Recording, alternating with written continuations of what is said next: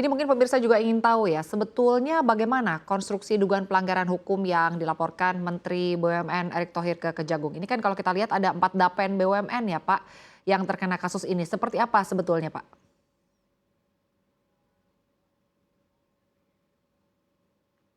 Jadi begini, ini Dapen BUMN ini bukan barang baru ya yang dilaporkan oleh Kementerian BUMN. Sebelumnya ada juga namanya Dapen Pelindo yang sudah sekarang ini perkaranya sudah tahap 2 dan mungkin dalam waktu dekat kita sudah mulai gelar di persidangan.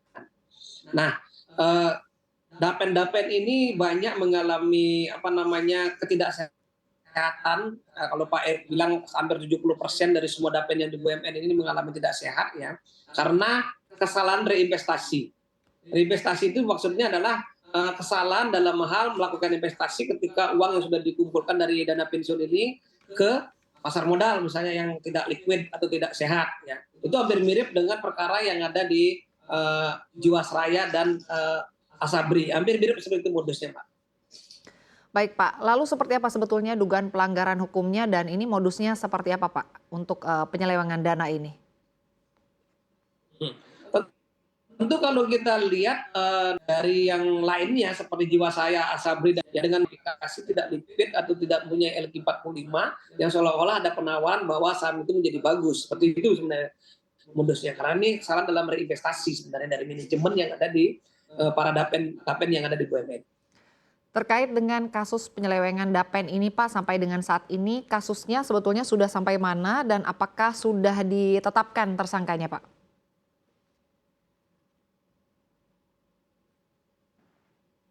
Pak Ketut. Khusus untuk dapen yang dilaporkan baru yang kemarin ya ada 4 dapen yang dilaporkan itu dapen RNI, PTPN, Perhutani dan Angkasa Pura I ini ya ini baru diserahkan kepada kami dan baru pada tahap dipelajari mulai hari ini. Ya kita belum menentukan status apakah perkara ini nanti naik menjadi kasus penyidikan apa tidak. Ya mudah-mudahan hampir sama dengan apa yang sudah diserahkan sebelumnya seperti dapen Pelindo. Itu keinginan kami ya. Dalam waktu dekat mungkin dalam 1-2 minggu ke depan kita masih mempelajari ya. Kalau sudah ada indikasi bahwa sana ada pelanggaran hukum dan ada kerugian negara, maka dari itu kemungkinan secepat mungkin kita melakukan penyidikan di perkara ini. Kita belum menentukan status perkara ini, baru dipelajari. Baik, artinya untuk saat ini masih dalam proses dipelajari ya Pak atau masih dalam proses pemeriksaan. Pak, jika dilihat Pak, sebetulnya untuk kasus penyelewengan dana ini, Anda melihatnya modusnya apa Pak Ketut, silakan.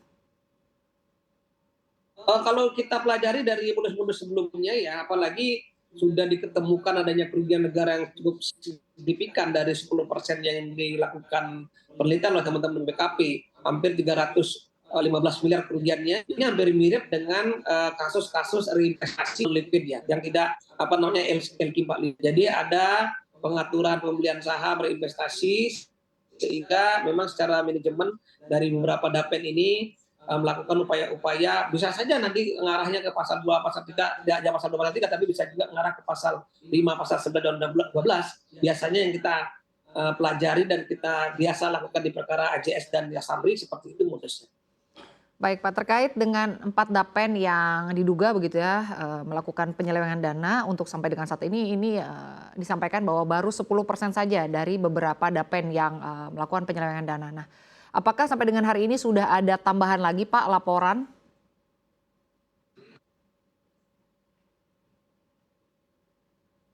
Nah, ini baru tahap laporan yang diserahkan sama kita. Artinya kita masih tahap mempelajari. Nah, Pak Erick kemarin sama kita sudah ngobrol-ngobrol ya. Mungkin ini bukan yang terakhir, tapi ada hal-hal yang lain mungkin yang cukup signifikan kerugiannya. Apalagi dari hasil pemeriksaan yang dilakukan oleh BPKP ini baru 10% dari 70% dapen yang tidak sehat tadi. Artinya masih ada kemungkinan dapen-dapen yang lain kita tunggu ke depannya bagaimana perkembangannya seperti itu. Baik, dengan dana yang boleh dibilang relatif besar begitu ya Pak, artinya apakah sudah dipelajari juga oleh pihak Kejagung atau mungkin menggandeng pihak lain, sebut saja PPATK gitu, untuk menelusuri sebetulnya dana yang diselewengkan ini untuk apa dan kemana Pak Ketut? Perkara-perkara sebelumnya seperti Jiwasraya, Asabri dan perkara apa namanya Dapen Pelindo, sudah tentu kita akan melakukan penelusuran dengan menggandeng pihak lain seperti perbankan, seperti PPATK, ya termasuk juga OJK